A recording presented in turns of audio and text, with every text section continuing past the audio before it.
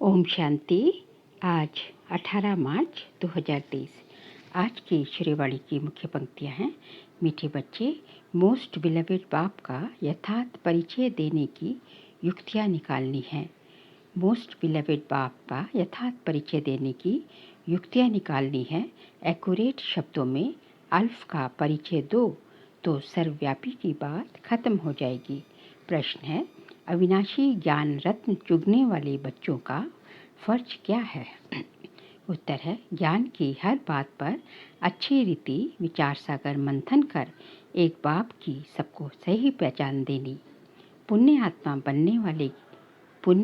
बनाने वाले के साथ साथ पाप आत्मा किसने बनाया, ये समझ देना तुम बच्चों का फर्ज है।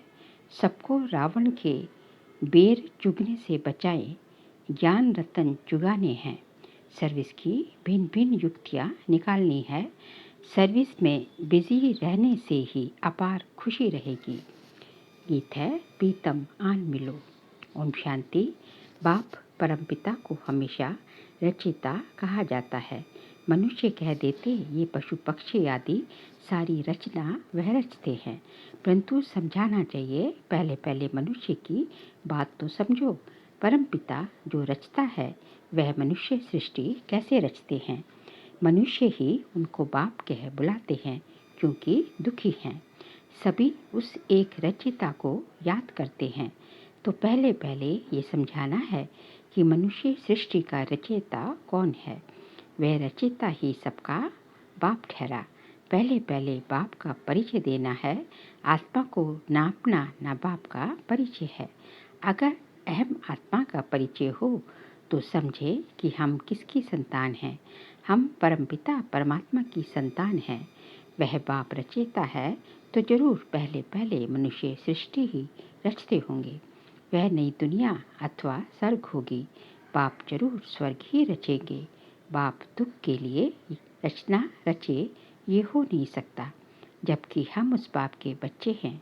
जो बाप स्वर्ग रचता है तो हम भी वहाँ होने चाहिए या परमधाम में होने चाहिए, परंतु हमको यहाँ पाठ बजाने आना पड़ता है। ये है विचार सागर मंथन करने की युक्तियाँ। जितना समय मिले तो यही विचार सागर मंथन करना है। साधु संत आदि कोई भी यथार्थ रीति बाप को जानते नहीं हैं।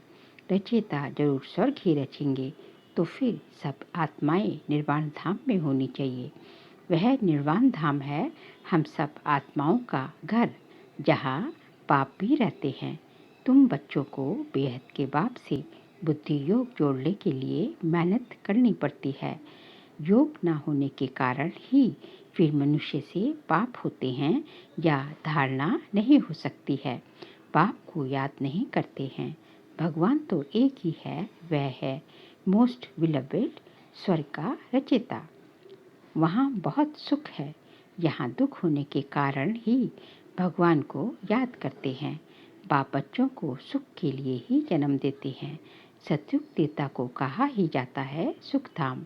अभी है कलयुग, इनके बाद फिर सतयुग आना है, तो जरूर बाप को भी आना चाहिए। ऐसे ऐसे विचार सागर मंथन कर फिर कोई को बैठ समझाना चाहिए। यहाँ तुमको बाप का परिचय मिलता है बाप द्वारा। मनुष्य उस मोस्ट बिलवेड बाप को जानते नहीं।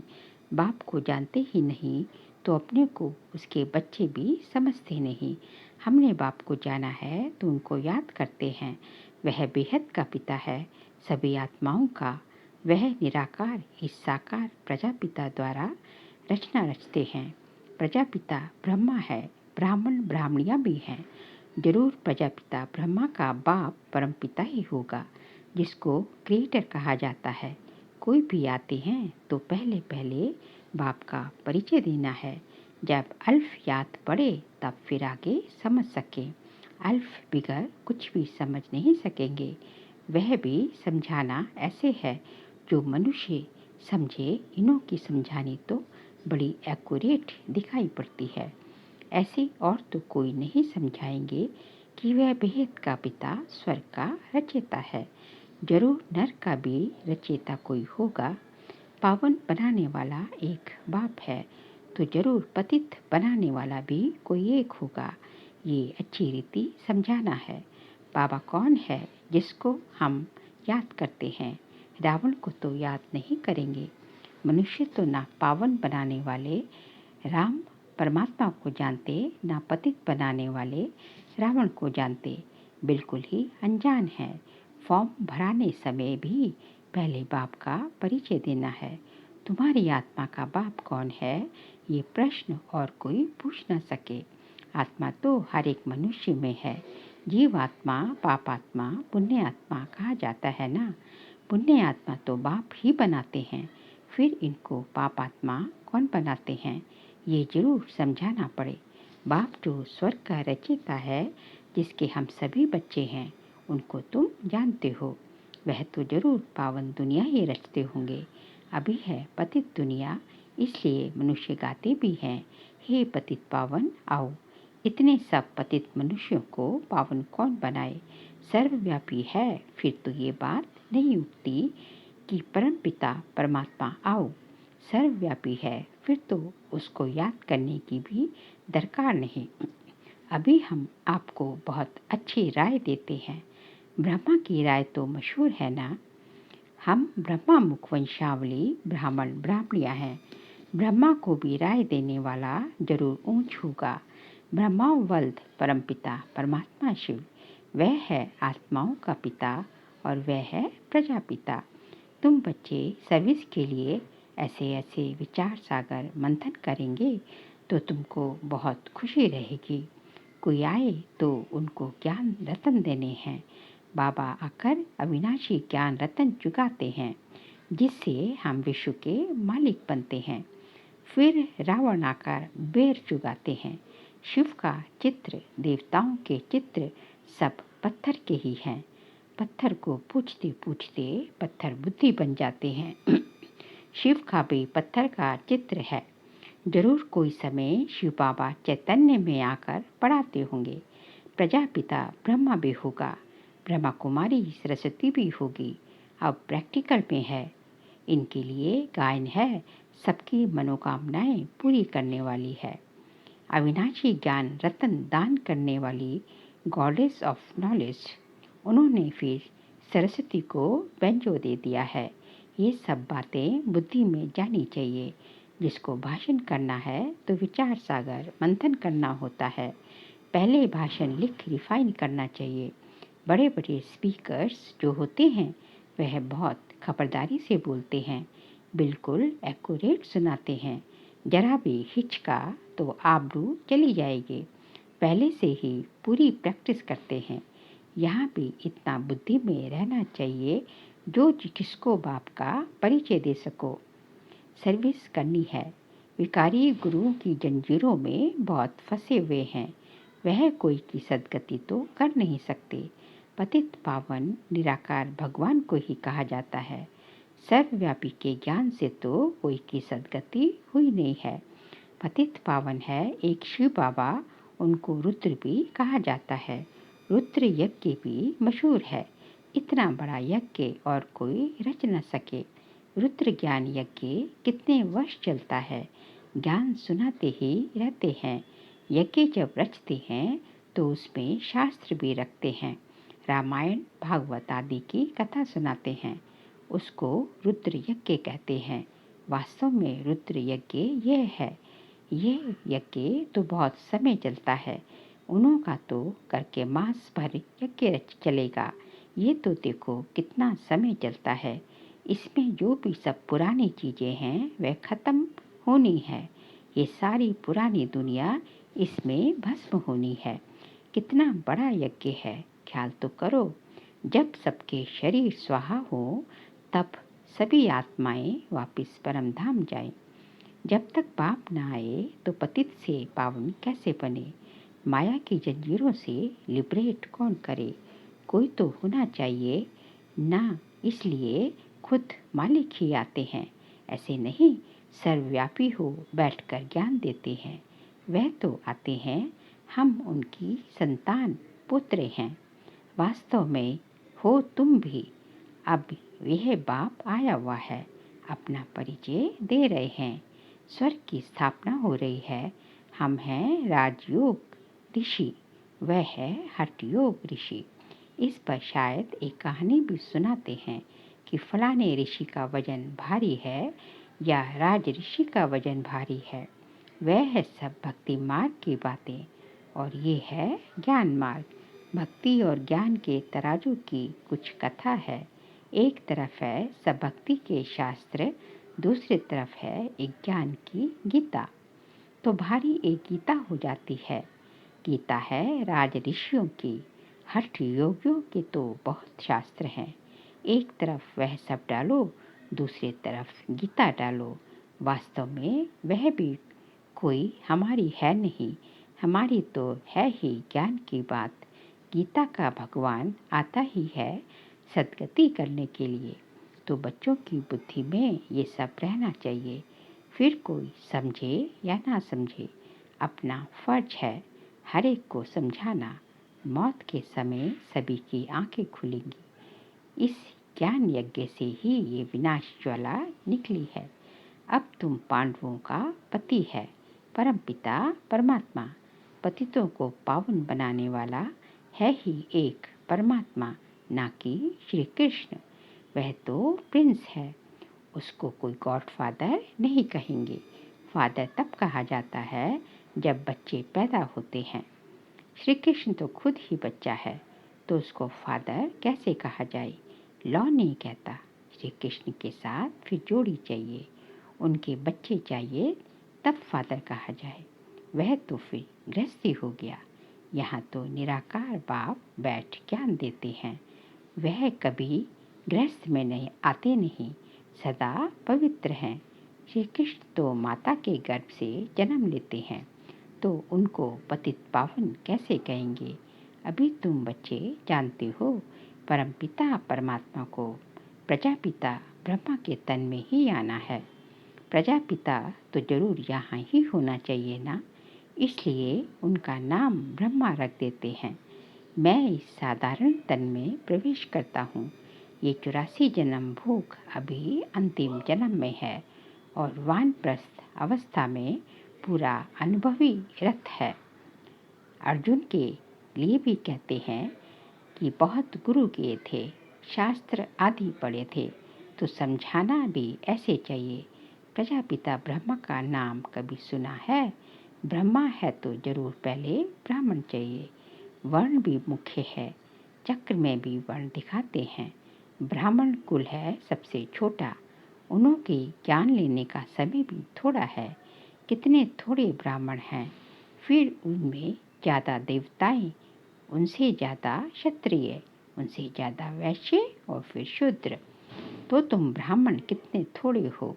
इन थोड़ों में भी वह बहुत थोड़े हैं जिनको सदैव खुशी का पारा चढ़ा रहता है। बाबा ने समझाया है, खुशी का पारा चढ़ेगा अमृत वेले। दिन को और रात को वायुमंडल बहुत गंदा रहता है, उस समय याद मुश्किल रहती है। अमृत वेले का समय गाया हुआ है। उसी समय सभी आत्माएं थक कर शरीर से डिटैच होकर सो जाती हैं। वह है शुभ मुहूर्त। यूँ तो बाप की याद चलते फिरते दिल में रहनी चाहिए। बाकी हट से एक जगह बैठ याद करेंगे तो ठहरेगी नहीं। ऋषि मुनि भक्त लोग भी अमृत वेले उठ कीर्तन आदि करते हैं, क्योंकि उस समय शुद्ध वायुमंडल रहता है। तो कोई भी आए उनको समझाना है कि हम पढ़ रहे हैं, इसमें कोई अंधश्रद्धा की तो बात ही नहीं। निराकार बाप टीचर के रूप से हमको सहज राजयोग सिखा रहे हैं, तो मनुष्य आश्चर्य खाएंगे कि इन्हों को निराकार कैसे पढ़ाते हैं। भगवान आज भी बरोबर है, तो जरूर शरीर में आएकर राजयोग सिखाया होगा। कोई शरीर का लोन लिया होगा तो पहले युक्ति से बाप का परिचय देना चाहिए। सर्वव्यापी कहने से वर्षा क्या मिलेगा? जब तक भगवान के महावाक्य कानों पर ना पड़े तब तक कोई समझ ना सके। भगवान है निराकार, ब्रह्मा है साकार, प्रजापिता तुम हो ब्रह्मा कुमार कुमारियाँ। निराकार परमात्मा ब्रह्मातन से पढ़ाते हैं। हमारा एम ऑब्जेक्ट है मनुष्य से देवता बनना। बाप का परिचय देंगे तो बाप की याद रहेगी। कोई लिखते हैं भगवान निराकार है तो उनको समझाना चाहिए। कोई लिखते हैं कि हम जानते ही नहीं। अरे तुम बाप को नहीं जानते हो, परमपिता परमात्मा कहते हो तो जरूर कोई तो होगा ना। बच्चे तो जानते हैं हम परमपिता परमात्मा से भविष्य जन्म जन्मांतर के लिए आजीविका प्राप्त करते हैं। इसमें जो विघ्न डालते हैं उन पर कितना पाप चढ़ता जाएगा, सो भी समझकर विघ्न डालते हैं। बेसमझ पर तो कोई दोष नहीं, वह तो सारी दुनिया बेसमझ है। अच्छा मीठे मीठे सीख लेते बच्चों प्रति माता पिता बाप दादा का याद प्यार। इसके एक एक अक्षर का अर्थ तुम बच्चे जानते हो। पहले माता पिता और बाप दादा। माता पिता उसको कहा जाता जो स्वर्ग का मालिक बनाते। फिर ये हो गए बाप दादा। फिर कहते जगदम्बा ये बड़ी गुह्य बातें हैं। सबसे गुह्य पहेली ये है जिसको समझने से मनुष्य को बहुत फायदा हो जाए। फिर कहते हैं सीख लेते, ये है दूसरी पहेली। फिर कहते हैं ब्राह्मण कुलभूषण स्वदर्शन चक्रधारी, ये भी नई पहेली है। एक एक बात में पहेली है। अच्छा स्वदर्शन चक्रधारी नूरे रत्नों प्रति याद प्यार और गुड मॉर्निंग। रूहानी बाप की रूहानी बच्चों को नमस्ते। हम रूहानी बच्चों की रूहानी बाप दादा को नमस्ते नमस्ते नमस्ते। सार के लिए पॉइंट से अमृत वेले के शुभ मुहूर्त में बाप को बहुत प्यार से याद कर खुशी का पारा चढ़ाना है। चलते फिरते भी याद का अभ्यास करना है। पाप कर्मों से बचने व ज्ञान की अच्छी धारणा करने के लिए एक बाप से बुद्धि योग जोड़ने की मेहनत करनी है। आज का बाबा का वरदान है बिंदु रूप में स्थित रहे सार युक्त योग युक्त युक्ति युक्त स्वरूप का अनुभव करने वाले सदा समर्थ भव। बिंदु रूप में स्थित रहे सार युक्त योग युक्त और युक्ति युक्त स्वरूप का अनुभव करने वाले सदा समर्थ भव। क्वेश्चन मार्क के जरिए रास्ते पर जाने के बजाय हर बात में बिंदी लगाओ। बिंदु रूप में स्थित हो जाओ तो सार युक्त योग युक्त युक्ति युक्त स्वरूप का अनुभव करेंगे। स्मृति बोल और कर्म सब समर्थ हो जाएंगे।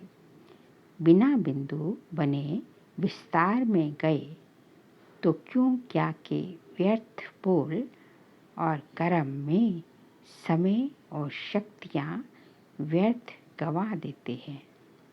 क्योंकि जंगल से निकलना पड़ेगा, इसलिए बिंदु रूप में स्थित रहे सर्व कर्मेंद्रियों को ऑर्डर प्रमाण चलाओ।